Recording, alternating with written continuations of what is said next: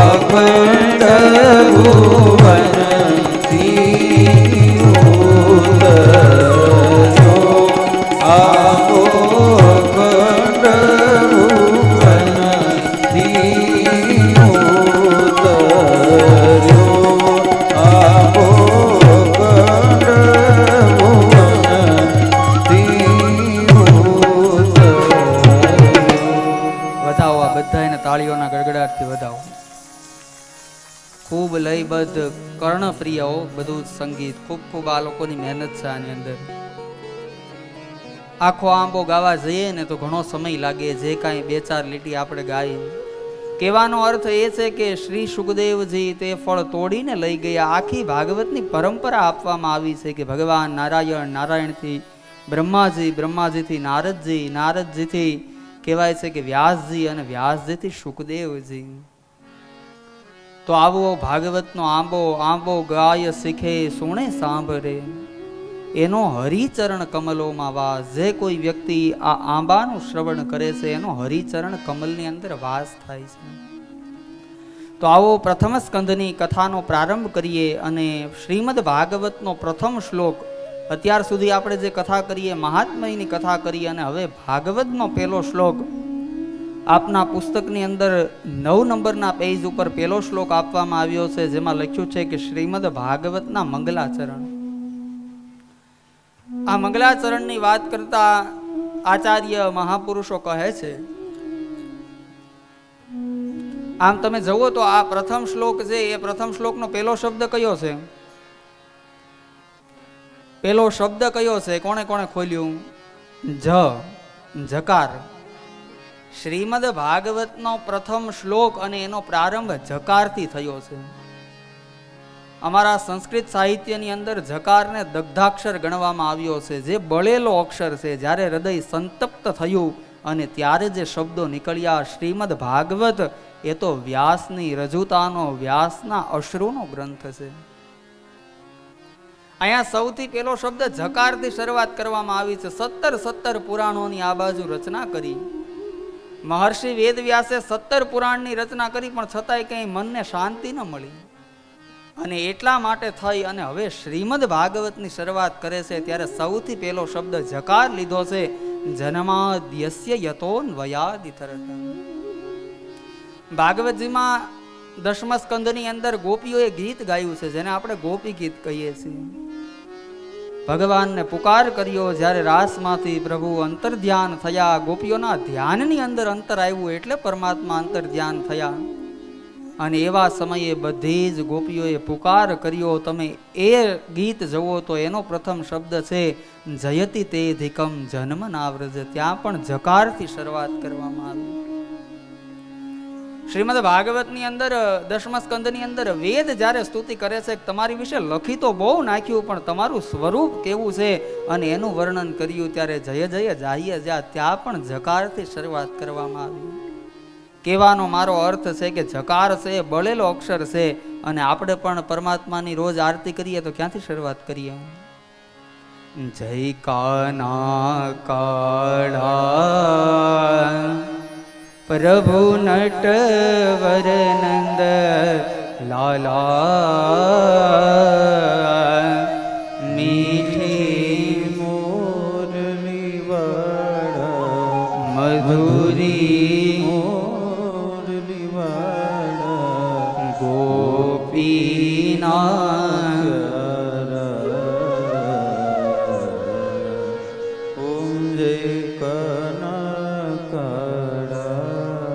જય જગદીશ હરે સ્વામી, જય જગદીશ હરે.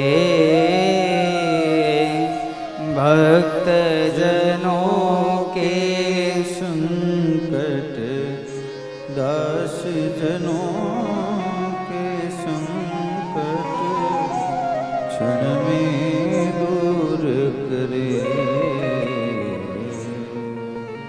ओम जय जगदीश हरे. જય જગદીશ હરે કહેવાનો અર્થ એ છે કે જ્યારે જ્યારે હૃદય બળે છે ત્યારે જે ઉદ્ગાર નીકળે છે એ શાસ્ત્રની અંદર જકારથી નીકળે છે. પ્રથમ શ્લોકનું આવો સૌ મળી અને ભાગવતજીના મંગલાચરણનું ગાન કરીએ અને પછી એનો થોડોક અર્થ સમજવાનો પ્રયત્ન કરીએ. જન્માદ્ય સ્યયતોન્વયાદિતરત ચાર્થેષ્વવિજ્ઞસ્વરા તેને બ્રહ્મ હરદાય આદિ કવયે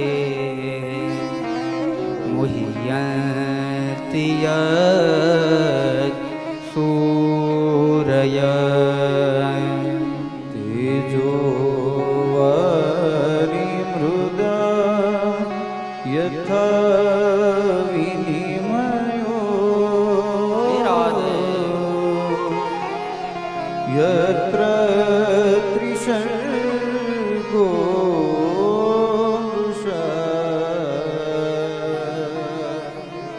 ધામના સ્વેન સદા નિરસ્ત કુહકં સત્યમ પરમ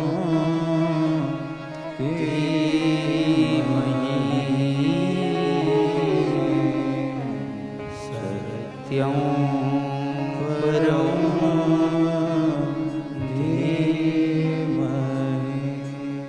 પ્રથમ શ્લોકનો અહીંયા પ્રારંભ કરતા વ્યાસજી કહે છે, સૌથી પહેલા કહ્યું છે કે કિમ ધ્યેયમ. પહેલા શ્લોકની અંદર કહ્યું છે કે આ જગતની અંદર કોનું ધ્યાન કરવું જોઈએ. બીજા શ્લોકની અંદર કહ્યું છે કે કિમ જ્ઞેયમ, કોનું ગાન કરવું જોઈએ. અને ત્રીજા શ્લોકની અંદર કહ્યું છે કે કિમ પેયમ, કેનું પાન કરવું જોઈએ. તો શ્રીધર સ્વામી સમજાવતા કહે છે કે કિમ ધ્યેયમ, કિમ જ્ઞેયમ, કિમ પેયમ. તો સૌથી પહેલા અહીંયા શ્રીધર સ્વામી કહે છે કે અમે સત્ય સ્વરૂપી પરમાત્માનું ધ્યાન કરીએ છીએ. જો અંતિમ શબ્દ છે એની અંદર સૌથી પહેલા અંતિમમાં શું લખ્યું છે? સત્યમ પરમ ધીમહિ. અહીંયા કોઈ પરમાત્માનું નામ લેવામાં નથી આવ્યું. અમે એ સત્ય સ્વરૂપી ભગવાનને વંદન કરીએ છીએ. જે જે જગ્યાએ સત છે એવા એવા ઈશ્વરનું અમે સ્મરણ કરીએ છીએ. આમ જોવા જઈએ તો આખો ગ્રંથ છે એ તો ભગવાન ઠાકોરજીને આધારિત છે. આમાં કૃષ્ણ કથા છે તો એવું ન લખી શકે કૃષ્ણમ પરમ ધીમહિ. મહર્ષિ વેદવ્યાસને ખબર છે કે સમય એવો આવશે કે જ્યારે સંપ્રદાયોના વાડા પડશે. આમાં જો કૃષ્ણમ પરમ ધીમહિ લખ્યું હોય તો કોઈ એમ ન કહે, વૈષ્ણવ એમ કહે કે આ ગ્રંથ ઉપર અમારો અધિકાર છે. રામમ પરમ ધીમહિ લખ્યું હોય તો ભગવાન શ્રી રામને માનવા વાળા લોકો એમ કહે કે આની ઉપર અમારો અધિકાર છે. અને શિવમ પરમ ધીમહિ લખ્યું હોય તો જે શાક્ત સંપ્રદાય છે એમ કહે કે આના ઉપર અમારો અધિકાર છે. પણ અહીંયા શબ્દ વાપર્યો છે કે સત્યમ પરમ ધીમહિ. અહીંયા કોઈ ભગવાનને નહીં, પણ જ્યાં જ્યાં સત છે અમે એવા ઈશ્વરને વંદન કરીએ છીએ. અને અહીંયા સત્યમ પરમ ધીમહિ કહી અને ભગવાન કૃષ્ણની જ વંદના કરી છે એવું એટલા માટે કહી શકાય કે શ્રીમદ ભાગવતના 10મ સ્કંધની અંદર જ્યારે પ્રભુ ગર્ભની અંદર હશે અને એવા સમયે દેવતાઓ આવી અને ગર્ભસ્તુતિ કરે છે, જેમાં કહે છે કે સત્યવ્રતમ સત્ય પરમ ત્રિસત્યમ સત્યસ્ય યોનિમ નિહિતમ ચ સત્યે સત્યસ્ય સત્યમ મૃત સત્ય નેત્રમ સત્યાત્મકમ ત્વામ શરણમ પ્રપન્નાહ. અનેક વાર સત્ય શબ્દથી પરમાત્માનું સંબોધન કરી અને ત્યાં દેવતાઓએ સ્તુતિ કરી છે. એટલા માટે થઈ અને અમે એવા સત્ય સ્વરૂપી ભગવાન કૃષ્ણની વંદના કરીએ છીએ. જે ઠાકોરજી કેવા છે તો કે જન્માદ્યસ્ય યતોન્વયાદિતરત. આ શ્લોક છે એ વેદાંતથી પરિપક્વ છે. તમારું પૂરેપૂરું મન મને આપવું પડશે તો આ શ્લોક સમજાશે, એની સિવાય સમજાશે નહીં. અને પૂજ્ય દાદાજીએ 108 અર્થ આ એક શ્લોક ઉપર કર્યા છે, અનેક અનેક વ્યાખ્યાઓ કરી. તો સૌથી પહેલા તો કહ્યું છે કે જન્મ આદિ યસ્ય એથી જન્માદ્યસ્ય, જે પરમાત્મા આખા જગતનું સર્જન પાલન પોષણ કરે છે એવા પરમાત્માનું અમે ધ્યાન કરી રહ્યા છીએ. જે પોતાના દ્વારા પ્રકાશિત છે, જે પોતાના દ્વારા રચિત છે એવા ભગવાનનું અમે ધ્યાન કરીએ છીએ. વળી કોઈકે કહ્યું કે બ્રહ્માજીનું ધ્યાન કરો છો, અને ત્યારે શ્રીધર સ્વામી કહે છે કે અમે બ્રહ્માનું ધ્યાન નથી કરતા, પણ એ બ્રહ્માને પણ જેણે વેદોનું દાન કર્યું એવા ભગવાનનું ધ્યાન કરીએ છીએ. તેને બ્રહ્મ હૃદય આદિ કવયે મુહ્યંતિ યત સૂરય તેજો વારી મૃદામ યથા વિનિમયો યત્ર ત્રિસર્ગો મૃષા. જ્યારે જ્યારે પરમાત્માની નજીક જઈએ, એને જાણવાનો પ્રયત્ન કરીએ, ત્યારે માયા રૂપે જે પરમાત્મા ભાસે છે, નથી એને દેખાડે છે અને છે એને છુપાવે છે. આ છે પરમાત્માની માયા. પણ નિત્ય નિરંતર પ્રભુનું સ્મરણ કરશું એટલે આ બધી જ માયાઓમાંથી મુક્ત થશું. તો એવા કૃષ્ણ પરમાત્માનું અમે ધ્યાન કરીએ છીએ કે જે ઠાકોરજી આખા જગતનું પાલન પોષણ અને સર્જન કરવા વાળા છે. આ શ્લોકને કોઈએ એક જ ભજનની અંદર આપણને સંભળાવી દીધો હોય તો મારે કહેવું છે કે સૌરાષ્ટ્રના સંતોએ એક જ ભજન લખ્યું અને એક ભજનની અંદર આખા શ્લોકનો સાર સંભળાવી દીધો. શું સુંદર શબ્દ લખ્યા છે. પૃથ્વી તણો પીંડો કર્યો રજલાવ તો ક્યાંથી હશે. પૃથ્વી તણો પીંડો કર્યો રજલાવ તો ક્યાંથી હશે. પૃથ્વી તણો પીંડો કર્યો રજલાવ તો ક્યાંથી હશે. પૃથ્વી તણો પીંડો કર્યો રજલાવ તો ક્યાંથી હશે. સામાન્ય રીતે જો સમજવા જઈએ તો પૃથ્વી તણો પીંડો કર્યો. આખી પૃથ્વીનો જે પરમાત્મા પીંડો કરે, સૌથી પહેલો પ્રશ્ન એ છે કે આ જગત આવું મોટું જગત જગદીશે બનાવ્યું તો સૌથી પહેલા તો એની માટેની માટી પરમાત્મા ક્યાંથી લાવ્યા હશે. કોઈ પણ વસ્તુનું નિર્માણ થાય, કોઈ પણ કાર્ય હોય, એ કાર્યની અંદર કાર્યના બે કારણ હોય. બે કારણ વગર ક્યારેય કોઈ કાર્ય ન થાય. એમાંનું એક કારણ ઉપાદાન કારણ હોય અને બીજું કારણ નિમિત્ત કારણ હોય. કુંભકાર માટલાનું નિર્માણ કરે ને તો માટલાની અંદર માટી છે એ એનું નિમિત્ત કારણ છે અને કુંભકાર છે એનું ઉપાદાન કારણ છે. મારે કહેવું છે કે આ જગતનું કોઈ પણ નિર્માણ હોય એના બે કારણ હોય. આ જગત જ એવું છે કે જેના નિર્માણનું એક જ કારણ છે, એ છે જગદીશ. પરમાત્મા આ જગતને બનાવવા માટે ક્યાંયથી મટીરિયલ લાવ્યા નથી, પણ એ પ્રભુને જ્યારે એવી ઈચ્છા થઈ કે મારે જગત બનવું છે, ત્યારે એ જગદીશ આખાય જગતના સ્વરૂપે પરમાત્મા આવ્યા અને જેને ગોસ્વામીજી સિયારામમયી સબ જગ જાની, આખાય જગતની અંદર પરમાત્મા સિવાય બીજું કાંઈ નથી. કહેવાય છે કે જગ ચાક ફેરવનાર કુંભાર બેઠો ક્યાં હશે. મારા તમારા બધાયનું નિર્માણ કર્યું, આવા પરમાત્મા ક્યાં બેઠા હશે? જેણે આપણા બધાયનું નિર્માણ કર્યું છે એવા ઈશ્વર ક્યાં હશે? આમ સામાન્ય બુદ્ધિથી સમજવા જઈએ તો આપણા જેવા એટલા બધા માટલાઓ ઘડ્યા. અહીંયા ગીતકારે શબ્દ વાપર્યો છે કે જગ ચાક ફેરવનાર, એક કુંભારે બધાયનું નિર્માણ કર્યું. આમ આજુબાજુ દ્રષ્ટિ કરો તો કેટલા બધા માટલાઓનું નિર્માણ કર્યું. મારે કહેવું છે કે કોઈની કૃતિ એક નથી, કોઈની પ્રકૃતિ એક નથી અને કોઈની આકૃતિ એક નથી. કોઈનો સ્વભાવ સરખો નથી, કોઈનું રૂપ સરખું નથી અને કોઈનો રંગ સરખો નથી. એ રંગ રેલિયાએ એક એકની અંદર કેવા રંગ પૂર્યા હશે. અત્યારના સમયે વિજ્ઞાન બધું કરી શકે પણ ફરીથી આવી પૃથ્વી ન બનાવી શકે. ચંદ્ર અને સૂર્ય જેવી મશાલો હવે ન થઈ શકે, બાકી બધું જ થઈ શકે. એની માટે ક્યાંક પરમાત્મા જોઈએ. કોઈક કવિએ તો ત્યાં સુધી કીધું છે કે કરી તો જુઓ, કોઈ કરી તો જુઓ, મારો હરી કરે તમે કરી તો જુઓ. સીતાફળ અને જામફળ બનાવ્યા કેવા મજાના, પણ દાડમના દાણા કોઈ ગણી તો જુઓ. આ જગતને જ્યારે સમજીએ ત્યારે સીતાફળ જામફળ બનાવ્યા, એકવાર દાડમના ફ્રૂટને અલગ કરી દેવામાં આવે, આર્કિટેક્ટ એન્જિનિયરના ફાધરને બોલાવો ને તોય ફરીથી જોઈન્ટ ન થાય. એની માટે ક્યાંક ઈશ્વર જ જોઈએ.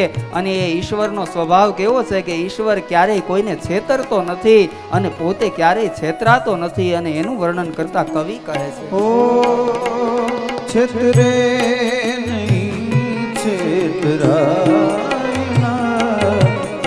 છેતરે નહીં છેતરાય,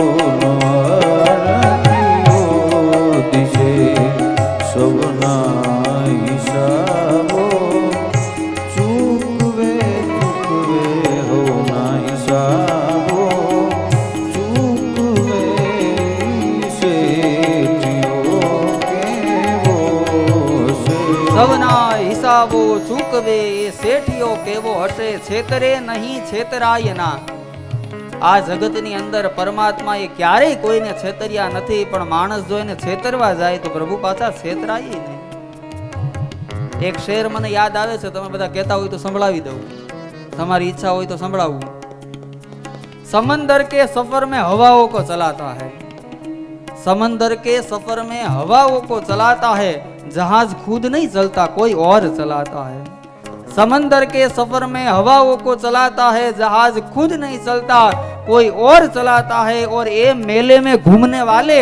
शायद तुझे पता नहीं तेरी दुकान कोई और चलाता है आ दुकान चाले से तो कोई ना द्वारा चाले से बाकी આપણું કોઈ સામર્થ્ય નથી આ દુકાન ચાલે અને એ પરમાત્માને ગમે એટલું સમજવાનો પ્રયત્ન કરીએ ગમે એવું જાણવાનો પ્રયત્ન કરીએ આ મતિ ટૂંકી પડે પણ ક્યારેય એનો પાર ના આવે ને એટલા માટે કવિએ કહ્યું છે કે એ જાણવા જોવા તણી હો એ જાણવા જોવા તણી દિલ જંગના ફટકી રહી બ્રહ્માંડમાં ભટકી અને બ્રહ્માંડમાં ભટકી અને અંતે મતી અટકી ગઈ બ્રહ્માંડમાં ભટકી અને અંતે મતી અટકી ગઈ અંતે મતી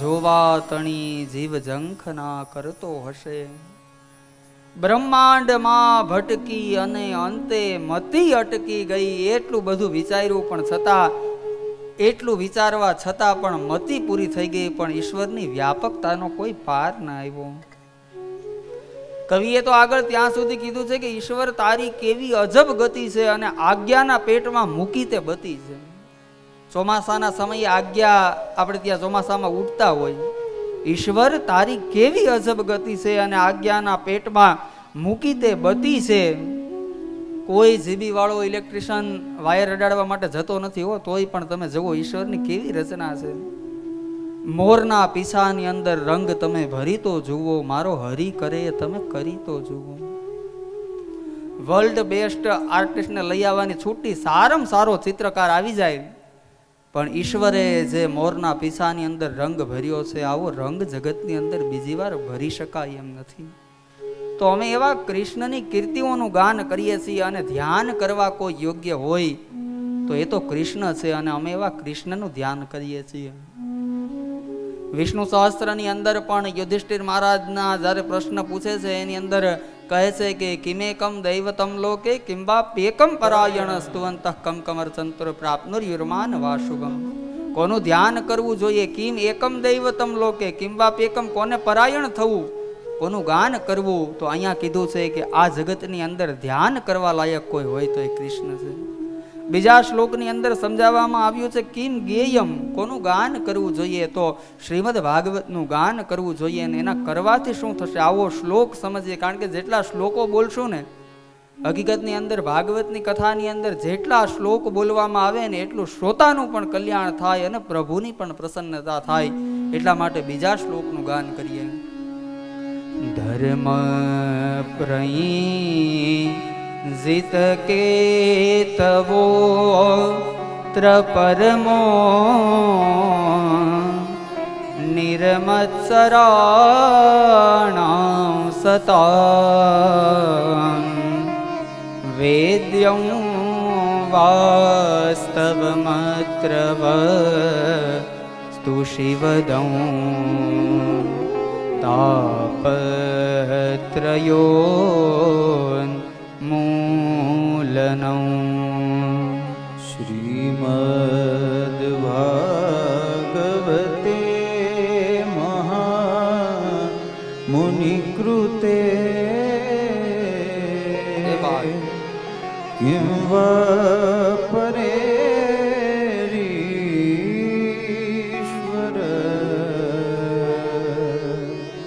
સદ્યો रुध्यवरुध्यतेऽत्र कृतिभिः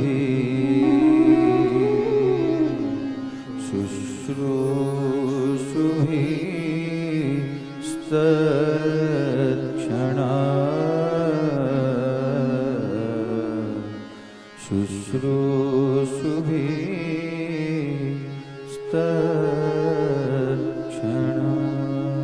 બીજા શ્લોકની અંદર મહર્ષિ વ્યાસ કહી રહ્યા છે કે ધર્મ પ્રણિત કેતવોત પરમો નિર્મત્સરાણામ સતા. સૌથી પહેલા નિષ્કપટ ભાગવત ધર્મની વાત કરવામાં આવી છે. ધર્મની અંદર નિષ્કપટ ધર્મની સંસ્થાપનાની વાત છે. હવે આમાં ઘણાને ધર્મમાં જ ખબર ન હોય તો હવે નિષ્કપટ ધર્મની અંદર કેવી રીતે ખબર પડે? ધર્મ કોને કહેવાય કે જે ધર્મની છાયાની અંદર આપણે આવીએ અને જે ધર્મ આપણને અભય બનાવી દે, બંધનોની અંદર બાંધે. અધર્મ હોય, સાચો ધર્મ ક્યારેય બંધનની અંદર બાંધે નહીં. અને આપણે સૌ કોઈ એવા સનાતન ધર્મના અવલંબી છીએ કે જે ધર્મ મને તમને મુક્તિનો માર્ગ બતાવે છે. તો સૌથી પહેલા ધર્મ પ્રણિત કેતવોત પરમો નિષ્કપટ ધર્મની વાત કરવામાં આવી છે. ધર્મમાં કોઈ પણ પ્રકારનો કપટ ન હોવો જોઈએ. હવે આપણને એમ થાય કે ધર્મમાં વળી કપટ હોય, આપણે બધા કરીએ છીએ.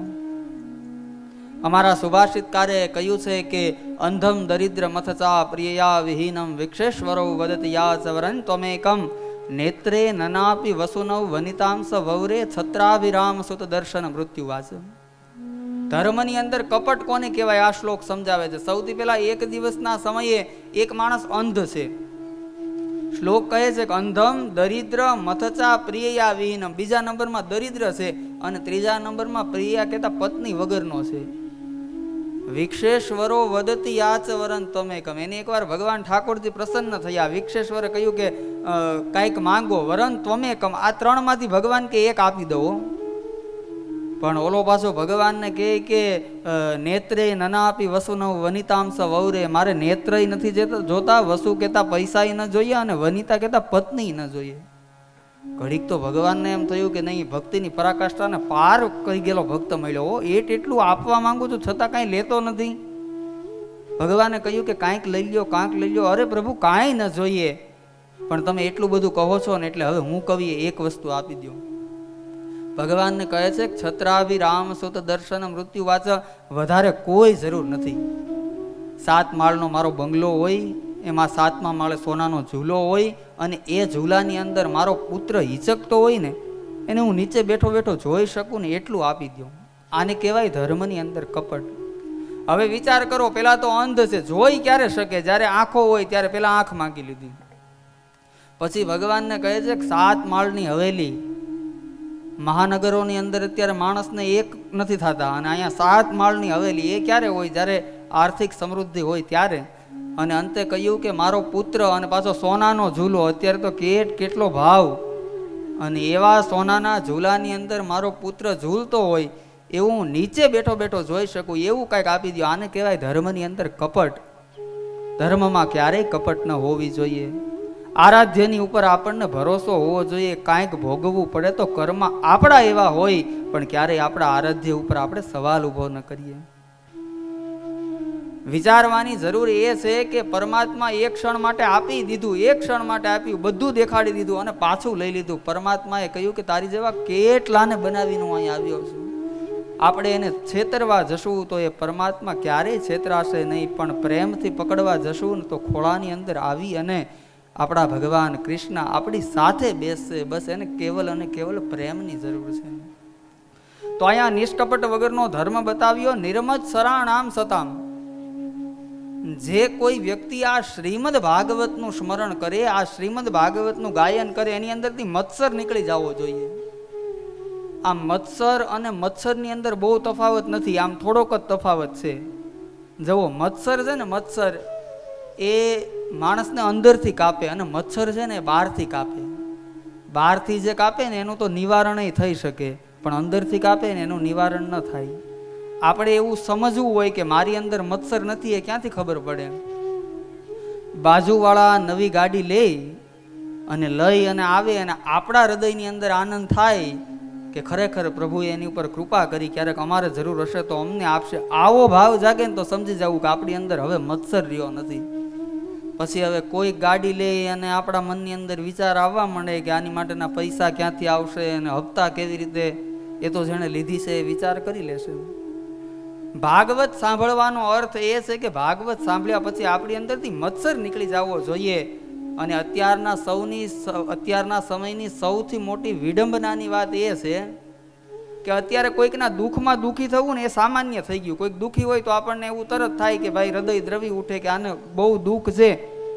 પણ સૌથી મોટો વિષય એ છે કે આપણે અત્યારે કોઈકના સુખની અંદર સુખી નથી થઈ શકતા. કોઈક સુખી થાય તો આ લોકો કેવી રીતે થયા હશે, બસ એ જ વિચાર આવે. જેણે જેણે ભાગવત સાંભળ્યું છે એ નિર્મત્સરાણામ સતામ. આ ભાગવત કરશે શું તો કે વેદ્યમ વાસ્તવ મત્ર વસ્તુ શિવદમ તાપત્રયોન્મૂલનમ. ભાગવત કથા સાંભળીએ એટલે 3 વસ્તુ શ્રીમદ ભાગવત તમને સૂચવી દે: જીવ, જગત અને માયા. આપણે આ 3 જ પ્રપંચની અંદર ગોઠવાયેલા છીએ. સૌથી પહેલા તો જીવ. આપણે બધાએ આપણા આત્માને પૂછવાનું છે કે હું અહીંયા શું કામ આવ્યો છું અને અહીંયા હું શું કરી રહ્યો છું. ભાગવત સાંભળશો તો આપણું પ્રયોજન આપણને સંભળાઈ જશે. બીજા નંબરની અંદર કીધું કે જગત, આ જગત આખું મિથ્યા છે. એ આ ગ્રંથના શરણે આવશું ત્યારે ખબર પડશે. બ્રહ્મમ સત્ય જગન મિથ્યા, આખું જગત મિથ્યા છે. અને માયા જે આપણને પ્રભુ સુધી જવા નથી દેતી. આ ભાગવતની કરુણા, આ ભાગવતની કૃપા તમારી ઉપર થશે ત્યારે આ 3 વસ્તુ તમને સમજાઈ જશે. આગળના પંક્તિની અંદર કીધું કે તાપત્રયોન્મૂલનમ. આધિ દૈવિક, આધિ ભૌતિક અને આધ્યાત્મિક. આપણી લૌકિક ભાષામાં આધિ, વ્યાધિ અને ઉપાધિ. આ ભાગવત સાંભળશું ને તો આ 3 વસ્તુનો નાશ થશે. અને નાશ થશે એટલું નહીં, સદ્યો રિદ્યવ રિદ્યતેત કૃતિભિ શુશ્રુષુભિસ્ત્રક્ષણાત.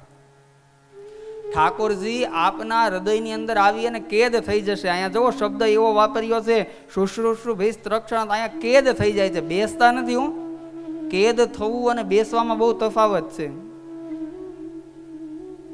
અહીંયા આપણે 2:30 વાગે આવીએ અને પાર્થભાઈને હું કહી દઉં કે ત્યાં લોક લગાડી દો, અહીંથી કોઈને બહાર નથી નીકળવાનું, તો અહીંયા મેં તમને કેદ કરી લીધા. પણ અહીંયા તમે બેઠા છો એ તમારી ઈચ્છાથી બેઠા છો. જ્યારે ભાગવતના આ શ્લોકો તો એમ કહે છે કે કદાચ પરમાત્માને જવાની ઈચ્છા થાય તો તમારા હૃદયમાંથી જઈ ન શકે. સદ્યો રિદ્યવ રિદ્યતે. જેવું શ્રીમદ ભાગવતનું શ્રવણ કરશો એ જ સમયે ઠાકોરજી આપના હૃદયની અંદર આવી અને બિરાજમાન થશે. તો બીજા શ્લોકની અંદર સમજાવવામાં આવ્યું કે ગાન કરવું જોઈએ, તો એ શ્રીમદ ભાગવત છે એનું ગાન કરવું જોઈએ. અને ત્રીજા શ્લોકનું વર્ણન કર્યું કે કિમ પેયમ, શું પીવું જોઈએ. આ જગતની અંદર પીવાલાયક ઘણી બધી વસ્તુ છે, પણ એમાંથી શું પીવું જોઈએ તો શ્રીમદ ભાગવતનો રસ પીવો જોઈએ. અને જે શ્રીમદ ભાગવતનો રસ આપણને પરમાત્મા સુધી લઈ જશે. અને આ રસ કેવો છે ખબર છે? કોઈ કોલ્ડ ડ્રિંક્સ, કોઈ જ્યુસ આપણી જીભને, આપણા સ્વાદને બહુ ટેસ્ટ આવી જાય તો 1 વાર 2 વાર 3 વાર ગમે. પણ જેને આ શ્રીમદ ભાગવતના રસની આદત પડી ગઈ તો મુહુર્હો રસિકાહા ભુવિ ભાવુકાહા. તો આવો આપણે પણ કાંઈ પીવા લાયક હોય તો એ રામ નામનો રસ છે. અને એટલા માટે થઈ અને કહેવાનું મન થાય, કોઈ પીવો રે પિયાલા રામ રસ કા, કોઈ પીવો રે પિયાલા રામ રસ કા. એ કોઈ પીવો રે પિયાલા શ્યામ રસ કા, કોઈ પીવો રે પિયાલા શ્યામ રસ કા. નિગમ કલ્પતરોર ગલિતં ફલં શુકમુખાદમૃતદ્રવ સંયુતં. પિબત ભાગવતો રસમાલયં મુહુર્હો રસિકા ભુવિ ભાવુકા. એ કોઈ પીવો રે પિયાલા કૃષ્ણ રસ કા, કોઈ પીવો રે પિયાલા કૃષ્ણ રસ કા. કોઈ પીવો રે પિયાલા શ્યામ રસ का कोई पियो रे पियाला श्याम रस का कोई पीवो रे पियाला राम रस का कोई पीवो रे पियाला कृष्ण रस का શ્રીમદ ભાગવતનું કોઈ પરિપક્વ ફળ હોય, વેદોનું કોઈ પરિપક્વ ફળ હોય તો એ શ્રીમદ ભાગવત છે. વેદરૂપી વૃક્ષનું પરિપક્વ ફળ છે. વેદરૂપી વૃક્ષનું વર્ણન કર્યું કે નિગમ કલ્પ તરોર ગલિતમ ફલમ શુક મુખાદ મૃતદ્રવ સંયુતમ. અહીંયા શ્રીધર સ્વામી શ્રીધરી ટીકાની અંદર એનું વર્ણન કરતા કહે છે કે તમે કહો છો કે આ શ્રીમદ ભાગવતનું પરિપક્વ ફળ છે, માની કેવી રીતે લેવું? તો અહીંયા શ્લોકની અંદર બીજા જ પદની અંદર કીધું કે શુક મુખાદ મૃત દ્રવ સંયુતમ. સુખદેવ રૂપી પોપટે જેની ઉપર ચાંચ મારી છે, પોપટ એ જ ફળની ઉપર ચાંચ મારે જે ફળ પરિપક્વ બન્યું હોય. તો કોઈકે કહ્યું કે પોપટે જો ચાંચ મારી અને પછી એ પરિપક્વ ફળ છે, એ પરિપક્વ ફળ સીધું તો પડ્યું નથી, વૃક્ષ ઉપરથી નીચે પડ્યું, તો એ ફળ તૂટી ગયું હશે, અખંડ ફળ નહીં હોય. અને ત્યારે કહે છે કે આ ફળ છે એ વૃક્ષ ઉપરથી સીધું નથી પડ્યું, પણ શિષ્ય પ્રશિષ્ય પરંપરા દ્વારા પડ્યું છે. સૌથી પહેલા શ્રીમદ ભાગવતના આદિનારાયણે 4 શ્લોક બ્રહ્માજીને આપ્યા, એને ચતુશ્લોકી ભાગવત કહ્યું. એ 4 શ્લોક બ્રહ્માજીની પાસે નારદજી પાસે આવ્યા, નારદજીએ વ્યાસજીને આપ્યા અને વ્યાસજીએ સુખદેવજીને આપ્યા. એટલે શિષ્ય પ્રશિષ્ય પરંપરા ડાયરેક્ટ નથી પડ્યું, ઇનડાયરેક્ટલી પડ્યું છે. અને ધીરે ધીરે કરતું આપણા સૌ સુધી આ ભાગવતનું ફળ આવ્યું છે. અને પ્રિયજનો મુહુરહો રસિકા હા ભૂવિ ભાવુકા. રસિક કોણ છે? તો જેનો કામ નષ્ટ થઈ ગયો છે એ રસિક છે. અને એવા રસિક જનો આ શ્રીમદ ભાગવતનો રસાસ્વાદન કરશે. આ કોઈ એકવાર બે વાર નહીં, પણ જેટલી વાર સાંભળીએ એટલી વાર આનંદ આપે એવો આ ગ્રંથ છે. 3 શ્લોકની અંદર મંગલાચરણ કરવામાં આવ્યું અને હવે ભાગવતી કથાનો આરંભ કર્યો છે. એક દિવસના સમયે સૂત નામના મહાપુરાણીની પાસે શૌનક આદિ ઋષિમુનિઓ આવી અને 6 પ્રશ્ન કરે છે. પ્રશ્નથી ભાગવતની શરૂઆત થઈ છે. સૌથી પહેલો પ્રશ્ન અહીંયા પૂછવામાં આવ્યો છે કે જીવનનું કલ્યાણ શેમાં છે. બીજો પ્રશ્ન પૂછવામાં આવ્યો છે કે સર્વશાસ્ત્રનો સાર શું છે. ત્રીજો પ્રશ્ન પૂછવામાં આવ્યો છે કે પરમાત્માના જન્મનું કારણ શું છે. ચોથો પ્રશ્ન પૂછવામાં આવ્યો કે ભગવાને કેટલા અવતાર લીધા. 5મા પ્રશ્નની અંદર પૂછ્યું કે ભગવાને અવતાર લઈને કઈ કઈ લીલાઓ કરી. અને 6થા પ્રશ્નનું વર્ણન કરતા ભાગવત કહે છે બૃહિર યોગેશ્વરે કૃષ્ણે બ્રહ્મણ્યે ધર્મ વર્મણિમ સ્વામકાષ્ટ અધુનો પેતે ધર્મ કમ શરણમ ગત. 6થા પ્રશ્નની અંદર અહીંયા પ્રશ્ન પૂછ્યો છે કે જ્યારે ભગવાન આ ધરાધામની અંદરથી ગયા ત્યારે ધર્મ કોના શરણે ગયો. આવી રીતે 6 પ્રશ્ન પૂછવામાં આવ્યા. અને એવા સમયે સૂત નામના મહાપુરાણી કહે છે કે હું પ્રશ્નના જવાબ આપું, પણ એની પહેલા હું મારા ગુરુજીની વંદના કરી લઉં. આપણે પણ કોઈ પણ વસ્તુનો પ્રારંભ કરીએ, કથાનો પ્રારંભ કરીએ ત્યારે આપણે પણ મંગલાચરણ કરીએ છીએ. આની પૂર્વે પણ આપણે ભાગવતજીના 3 મંગલાચરણ કર્યા. મંગલાચરણનો અર્થ જ એ થાય મંગલમય આચરણ, અને મંગલાચરણ કરવાથી ક્યારેય કોઈ વિઘ્ન નથી આવતા. અને આ બાજુ સૂત મહાપુરાણી પોતાના ગુરુ સુખદેવજીની વંદના કરે છે અને હાથ જોડી સુખદેવજીને પ્રણામ કરે છે. યશવાનુભાવ મખિલ શ્રુતિસાર મે કૌ અધ્યાત્મદીપમતિતિ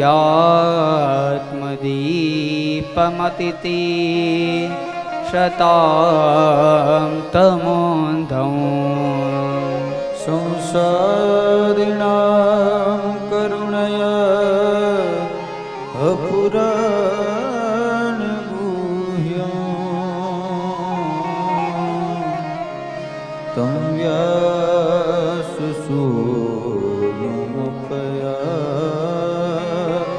મે ગુરુમુનિના.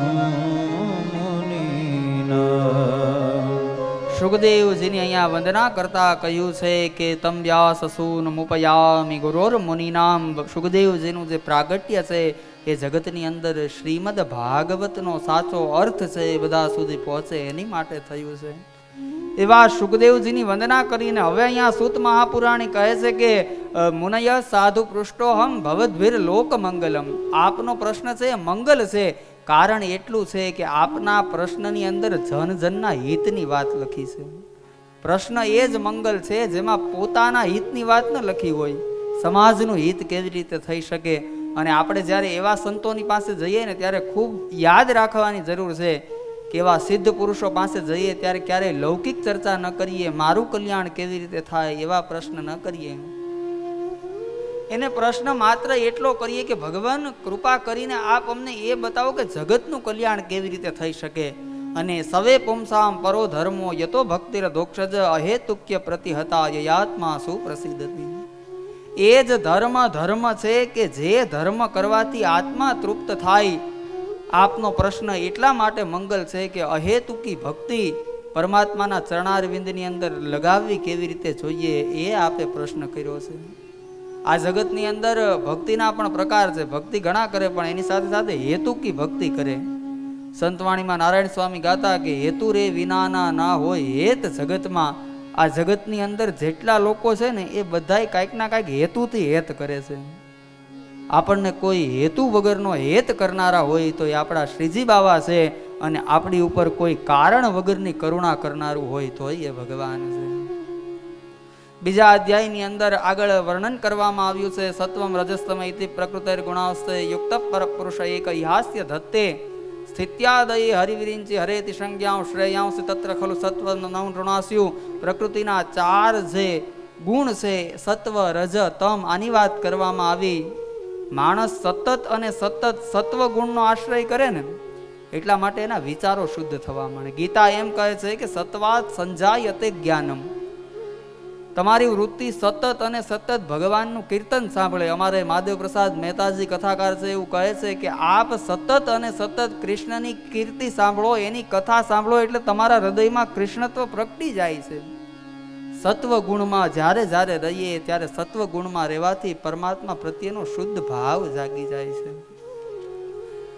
ત્રીજા અધ્યાયની અંદર પરમાત્માના 24 અવતારોનું વર્ણન કરવામાં આવ્યું છે. જેવી રીતે કથા આગળ વધશે એવી રીતે એક એક કરતા પરમાત્માના જે અવતાર છે એનું વર્ણન કર્યું છે. અને એક દિવસના સમયે 17 પુરાણોની રચના કરી અને પછી વ્યાસજી બેઠા છે. મનની અંદર ક્યાંય સંતોષ નથી. મનની અંદર સંતોષ ન દેખાયો એવા સમયે નારદજી આવે છે અને નારદજી આવીને પ્રાર્થના કરી પરાશર્ય મહાભાગ ભવત કચ્છિદાત્મન પરિતુષ્યતિ શરીર આત્મા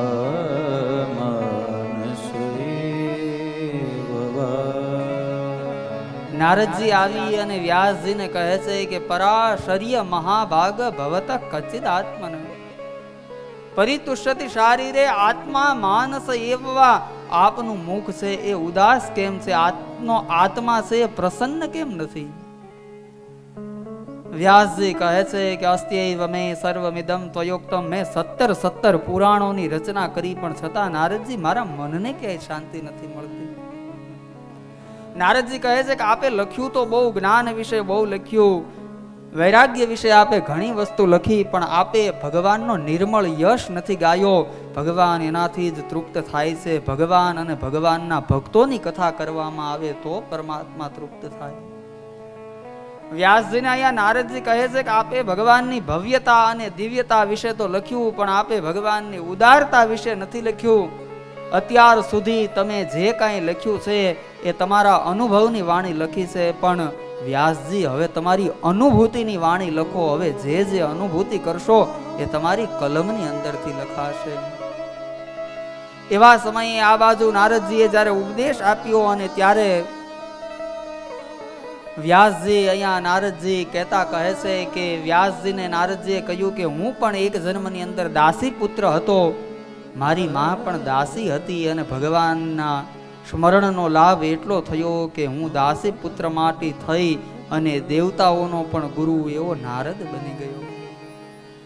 નારદજીના પૂર્વ ચરિત્રની કથા આપવામાં આવી છે. આ બાજુ નારદજી વ્યાસજીને કહે છે કે એક જન્મની અંદર હું દાસી પુત્ર હતો. આ બાજુ ચતુર્માસનો સમય નજીક આવ્યો અને જેવો ચતુર્માસ આવ્યો મારી માં બ્રાહ્મણોની સેવા કરતા હતા. સાધુ સંતો પધાર્યા છે અને એ સાધુ સંતોની મારી માતા દાસી તરીકે સેવા કરવા જાય, હું પણ એની સાથે સાધુ સંતોની સેવા કરતો. નાનપણથી જ મારી અંદર ચંચળતાના કોઈ ગુણ ન હતા. મને સાધુ સંતોની સેવા કરવી, એમનો સત્સંગ સાંભળવો, બસ એ જ મારા જીવનના લક્ષ્ય હતા.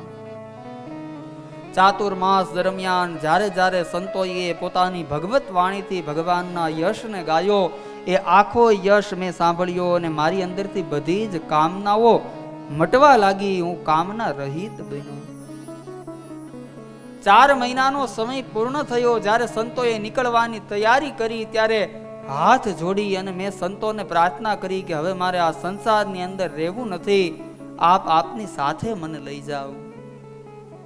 એવા સમયે સંતોએ ધર્મનો ઉપદેશ આપ્યો છે અને સંતોએ કહ્યું છે કે હજી આપનું કર્તવ્ય બાકી છે. અને સંત એને જ કહેવાય જે કર્તવ્યનું ભાન કરાવે. નારદજીને કહે છે કે આપની માતાનો આપ એક આશ્રય છો, હજી તમારી માતા છે. આપનું પરમ કર્તવ્ય એ છે કે આપ આપની માતાની સેવા કરો. નારદજી પછી સંતોની વાત સાંભળી અને પોતાની માતાની સેવા કરે છે. સંતોની પાસેથી દીક્ષા લીધી છે. ઓમ નમો ભગવતે તુભ્યમ વાસુદેવાય ધીમહિ પ્રદ્યુમ્ના નિરુદ્ધાય નમઃ શંકર્ષણાય ચ. આ મંત્રની દીક્ષા નારદજીએ સંતોની પાસે લીધી. આ બાજુ સમય વ્યતીત થવા લાગ્યો અને એક દિવસના સમયે, રાત્રિના સમયે નારદજીના માતા જ્યાં ગૌશાળાની અંદર જાય છે, રાત્રિના સમયે દેખાયું નહીં અને એવા સમયે સર્પદંશ થયો અને સર્પદંશ થવાથી નારદજીના માતાશ્રીનું અહીંયા મૃત્યુ થયું છે. નારદજીએ મનોમન વિચાર કર્યો કે જે એકાંતનો સમય જોતો હતો એ જ સમય મારા ઈશ્વરે મારી ઉપર કરુણા અને કૃપા કરી અને મને આપ્યો. ભક્ત આને જ કહેવાય કે ગમે એવા પ્રસંગો બને પણ એવા પ્રસંગોની અંદર કંઈક એવી વસ્તુ શોધી લે કે આ એટલા માટે બન્યું હશે કે આની અંદર મારા પ્રભુ કંઈક અલગ વિચારતા હશે. આ બાજુ નારદજીએ કહેવાય છે કે પછી તો નિતાંત એકાંતની અંદર જઈને જે પ્રમાણે મંત્ર આપ્યો છે, આસન લગાવ્યું, ધીરે ધીરે ધીરે ધીરે એટલો મંત્ર દ્રઢ થયો.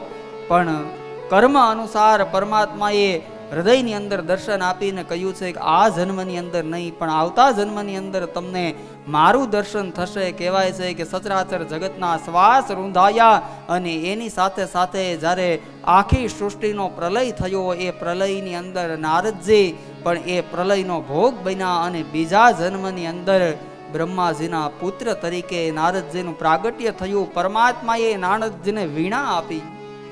જે વીણાનું વર્ણન કરતા ભાગવત કહે છે કે દેવદત્તા મિમામ વીણા સ્વર બ્રહ્મ વિભૂષિતામ મૂર્છયિત્વા હરિકથામ ગાય માનસ ચરામ્યમ. જે વીણાની ઉપર પરમાત્માનું સ્મરણ કરતા કરતા કરતા કરતા નારદજી કહે છે કે હું પરમાત્માનો એટલો પ્રિય બની ગયો. વ્યાસજી, હું તમને એ સમજાવવા માંગુ છું કે તમે પરમાત્માના નિર્મળ યશનું ગાન કરો. હું તમને 4 શ્લોક પધરાવું છું અને આ 4 શ્લોકમાંથી આપ એ શ્રીમદ ભાગવતની રચના કરો. કહેવાય છે કે આ બાજુ વ્યાસજીએ 4 શ્લોક લીધા અને પછી એક પછી એક ધીરે ધીરે શ્રીમદ ભાગવતની રચનાનો આ બાજુ પ્રારંભ કરવામાં આવ્યો. ગણેશજી લખી રહ્યા છે, વ્યાસજી કહી રહ્યા છે, એમ કરી અને સરસ્વતીના કિનારે, તમે કોઈ બદ્રીનાથ ગયા હોય તો ખબર હોય, બદ્રીનાથનું અંતિમ ગાંવ માણા ગાંવ અને માણા ગાંવની અંદર વ્યાસ ગુફા અને ગણેશ ગુફા બહુ નજીક છે. સરસ્વતી નદીનો કિનારો છે, શીતલ મંદ સુગંધ પવન વાઈ રહ્યો છે અને એવા વાતાવરણની અંદર એક પછી એક આખા શ્રીમદ ભાગવતનો જય ગ્રંથ તૈયાર થયો. વ્યાસજીએ વિચાર કરી લીધો કે નારદજીની પ્રેરણાથી આ શ્રીમદ ભાગવતની રચના તો કરી, પણ આ શ્રીમદ ભાગવત હવે આપવું કોને? આપવાનો સમય આવ્યો. જેવા તેવાના હાથની અંદર અપાય એવી આ સંહિતા નહોતી, કારણ કે આ તો પારમહંસોની સંહિતા છે, ઋષિઓ મુનિઓ સિદ્ધોની સંહિતા છે. પોતાનો પુત્ર યાદ આવ્યો, વિચાર કર્યો કે જો સુખદેવજી હોત તો હું આ સુખદેવજીને ભાગવત ભણાવત, પણ સુખદેવ તો જન્મતાની સાથે નીકળી ગયા છે.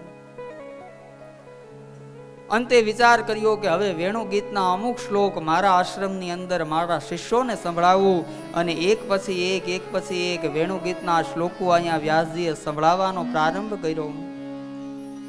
શિષ્યોને શ્લોકો ભણાવવામાં આવ્યા, શિષ્યોએ યાદ કરી લીધા અને પછી વ્યાસજી કહે છે કે જ્યારે આપ યજ્ઞ કાષ્ટ લેવા માટે બૃહદ વનની અંદર જાઓ, એવા સમયે તમારે ઉચ્ચ સ્વરે આ શ્લોકો ગાવાના છે. અને આ શ્લોક જ્યારે તમે ગાઓ ત્યારે કોઈક આવી અને તમને પૂછે ત્યારે તમારે એને કહેવાનું છે કે અમારા આશ્રમની અંદર આવા અનેક શ્લોકો રચાણા છે. ગુરુજીના કયા પ્રમાણે શિષ્યો બૃહદ વનની અંદર આવે છે. જે બૃહદ વનની અંદર સુખદેવજી પણ નિતાંત એકાંતની અંદર બ્રહ્માનંદની અંદર જેનું ધ્યાન છે, જે સુખદેવજી એક ગુફાની અંદર બેઠા છે, જે સુખદેવજીનો બ્રહ્મ કેવો છે તો જેનો કોઈ આકાર નથી, જેનો કોઈ સ્વરૂપ નથી. જીતાસનો જીતશ્વાસો જીતસંગો જીતેન્દ્રિય, ઇન્દ્રિય ઉપર વિજય મેળવી, શ્વાસ ઉપર વિજય મેળવી અને સુખદેવજી બ્રહ્માનંદનું ધ્યાન કરી રહ્યા છે. અને જ્યાં સુખદેવજી ધ્યાન કરે છે એવા સમયે કર્ણની સાથે શ્લોકો અથડાયા, એ શ્રીમદ ભાગવતના દિવ્ય શ્લોકો. અને આ બાજુ શિષ્યએ આશાવરીની અંદર શ્લોકોનો પ્રારંભ કર્યો. બરેહા પીડમ નટવર વપુ કર્ણયો કર્ણિકારં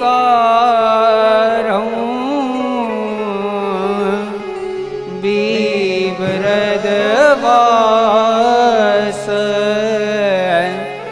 કનક કપીશં વૈજયંત્યુચમાલા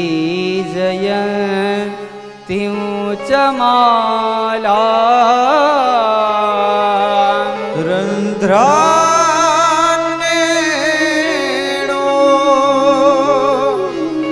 હૃદર સુધયા પૂરય ગોપવૃંદે રંધ્રાન્વેણો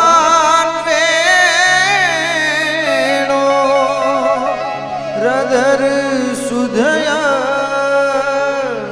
પૂરય ગોપવૃંદે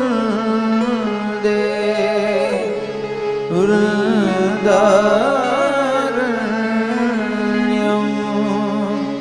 સ્વપદરમણમ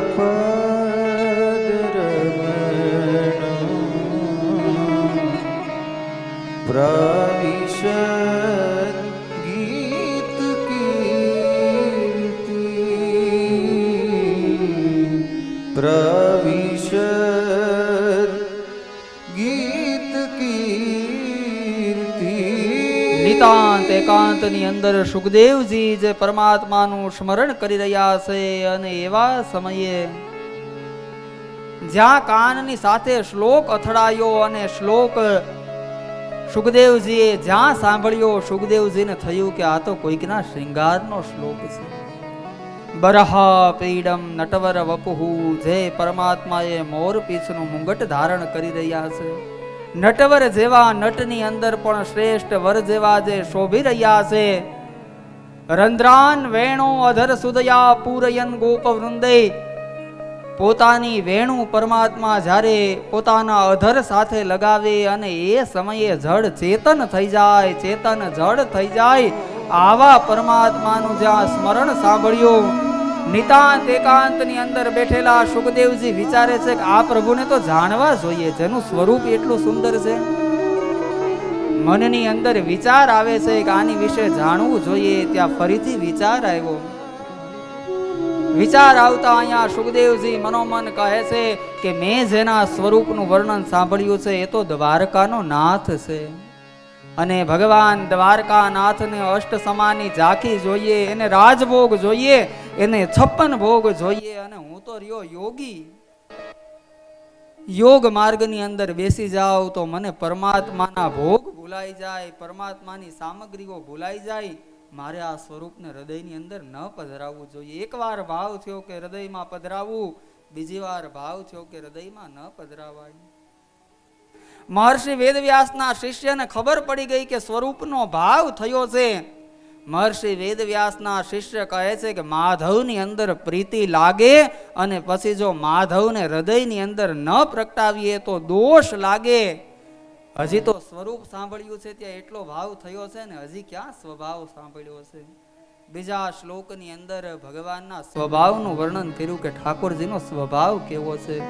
રાગ હતો આશાવરી, આશાવરીમાંથી થયો દરબારી, રાગ બદલાયો, ભાવ બદલાયો અને દરબારીની અંદર આ બાજુ શિષ્યો સુખદેવજીને કહે છે અહો બકીયં સ્તન કાલ કૂટં જીગાંસયા યયદપ્ય સાધવી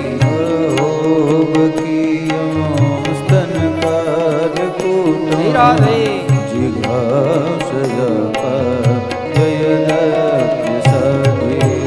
લેવે ગતિ ઉદા રુચિતં તતોન્યં લેવે ગતિ ઉદા રુચિતં તતોન્યં લેવે ગતિ ઉદા રુચિતં તતોન્યં લેવે ગતિ ઉદા રુચિતં તતોન્યં સંવાદયાલું શરણં વ્રજેમ સંવાદયાલું શરણં વ્રજેમ કંવાદયાલું શરણં વ્રજેમ કંવાદયાલું સંવાદયાલું સંવાદયાલું શરણં વ્રજેમ અહો બકીયં સનકાલકૂટં જિગાંસયાપાય યદપ્ય સાધ્વી. બ્રહ્માનંદની અંદર ધ્યાન મગ્ન સુખદેવજી હવે તો સમાધિ છોડી દીધી.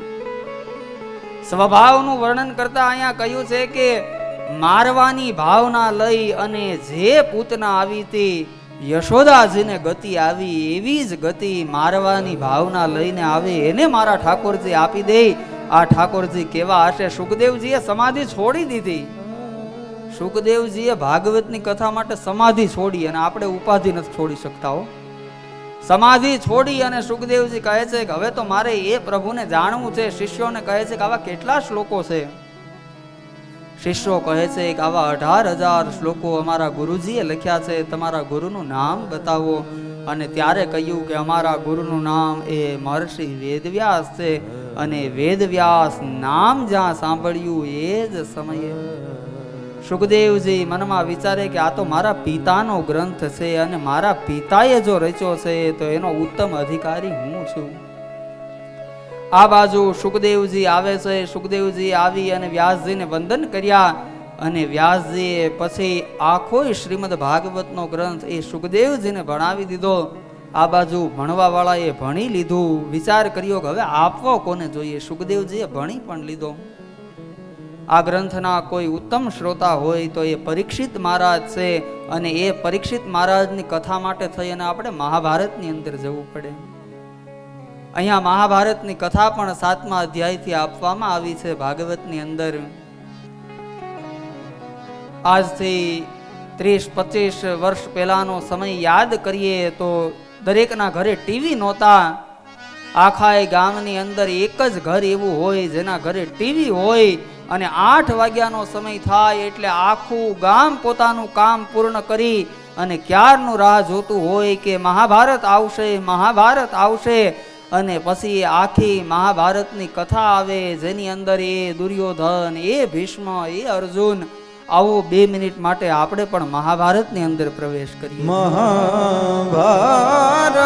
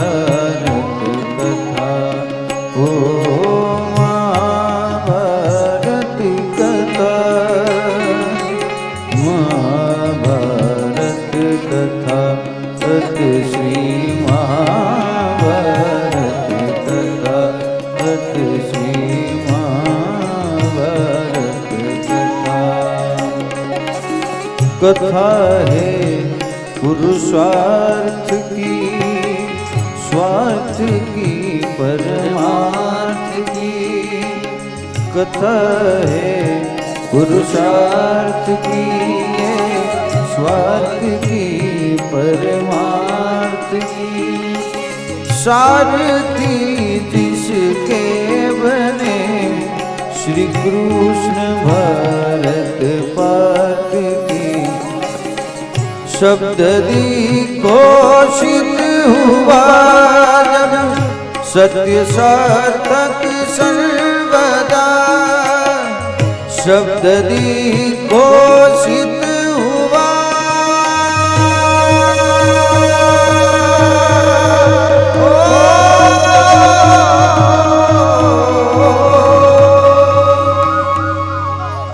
यदा यदा हि धर्मस्य ग्लानिर्भवति भारत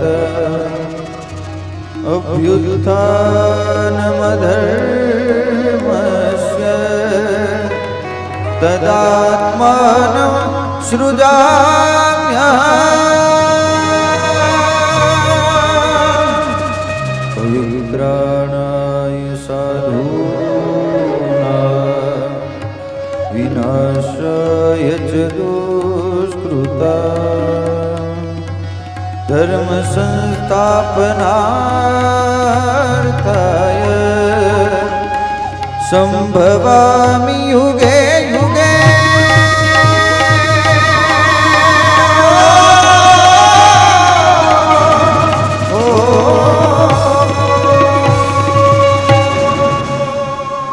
भारत की ये कहानी सदियों से भी पुरानी।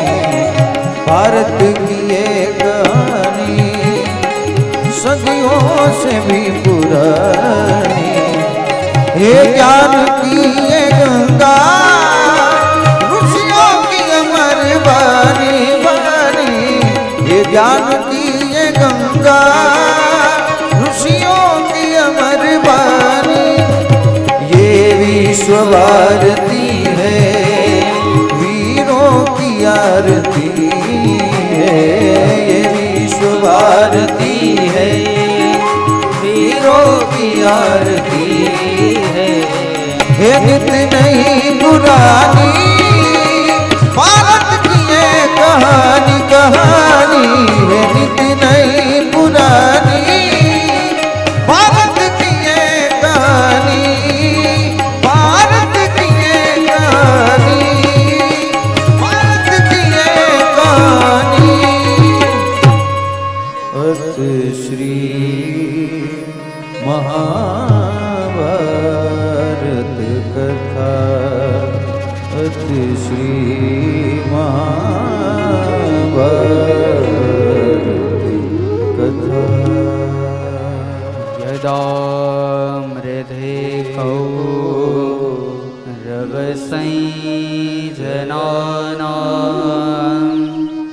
वीरेष्वथो वीरगतिं गतेषु।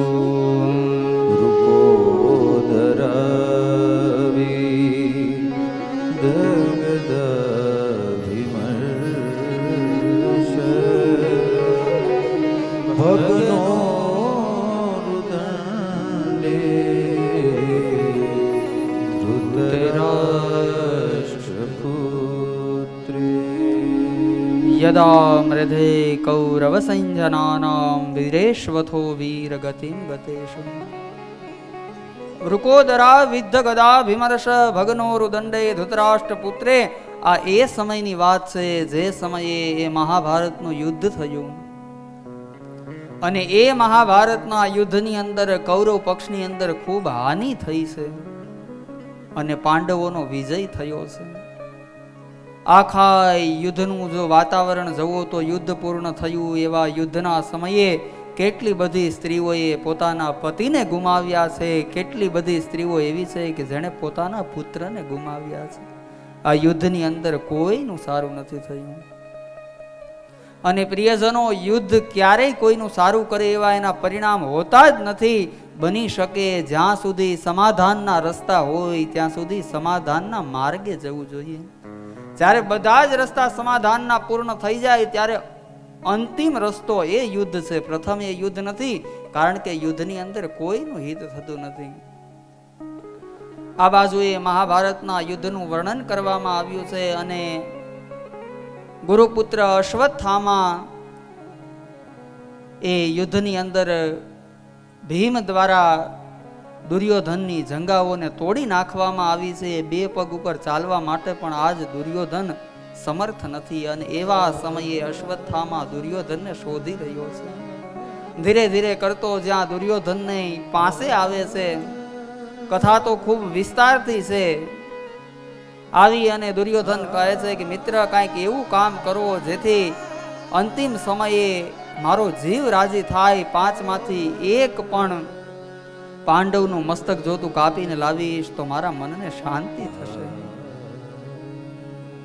અશ્વત્થામા આ બાજુ મિત્રને કહે છે કે મિત્ર, એક નહીં પણ કાલ સવારનો સૂર્યોદય થશે અને કાલ સવારના સૂર્યોદય સાથે 5 મસ્તક હું તારી સામે લાવી દઈશ. રાત્રિના સમયે છાવણીની અંદર જ્યાં પાંડવો રહે છે એ જગ્યાએ જવા માટે આ બાજુ અશ્વત્થામા નીકળે છે. ભગવાન શ્રી કૃષ્ણ પાંડવો જ્યાં સુવાની તૈયારી કરતા હોય એવા સમયે પાંડવોને કહે છે કે આપણે નગર ચર્ચાએ નીકળવું છે. પાંડવોને લઈ અને ભગવાન કૃષ્ણ આ બાજુ નીકળ્યા અને પેલી બાજુ અશ્વત્થામા રાત્રિના સમયે આવ્યો અને જ્યાં પાંડવો સુવાના હતા એવી જગ્યાએ આજ દ્રૌપદીના 5 પુત્ર સૂતા છે.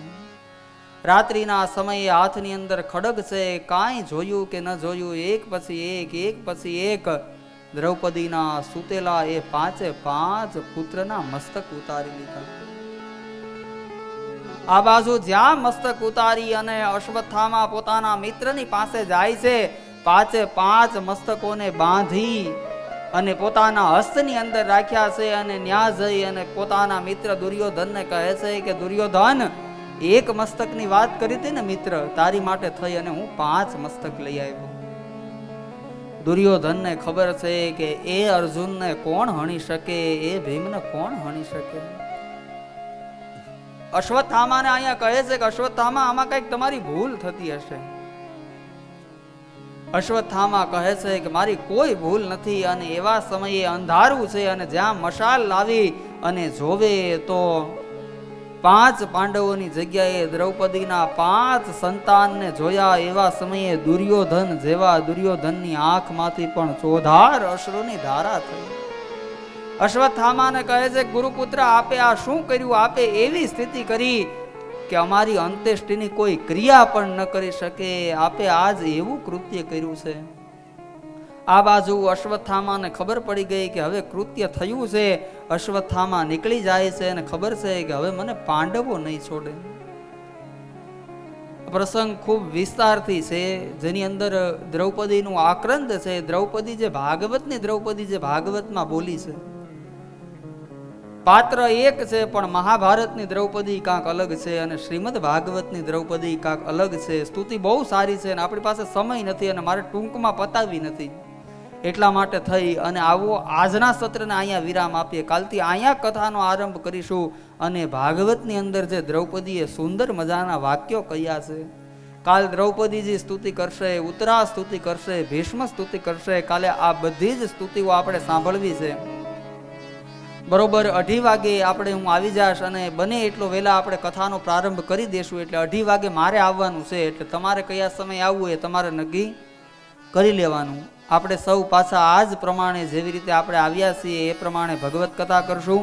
આવો જય જયકાર કરી 2 મિનિટ સ્મરણ કરીને આજના સત્રને ભગવાનના ચરણે સમર્પિત કરી અને પછી જે કાંઈ નિરાજન આદિનો ક્રમ છે એની તરફ જઈએ. તાલી પાડો તો મારા રામની રે વીરે, તાલી ના હોય જો. તાલી પાડો તો મારા રામની રે વીરે, તાલી ના હોય જો. તાલી પાડો તો મારા રામની રે બીજી તાલી ના હોય જો તાલી પાડો તો મારા રામની રે બીજી તાલી ના હોય જો. શ્રી રાધે.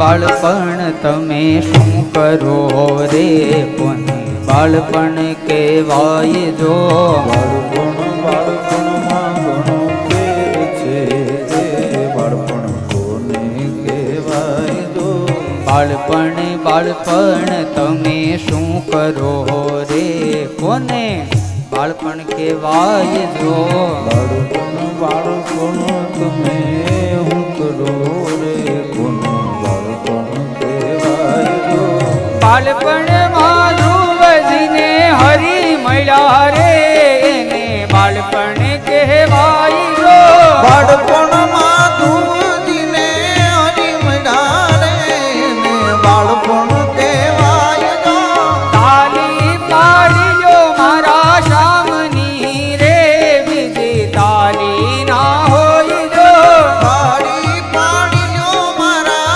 શ્યામની રે બીજી તાળી ના હોય જો. રાધે.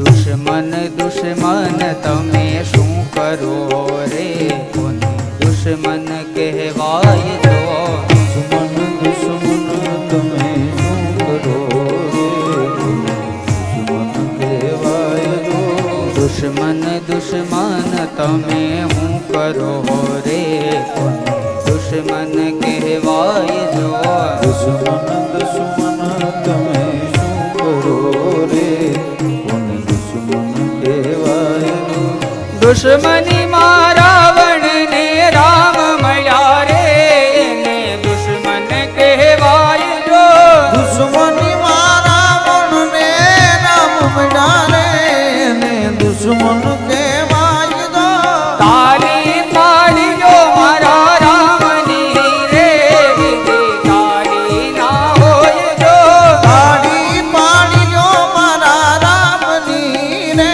બીજી તાળી ના હોય જો મારા રાધે.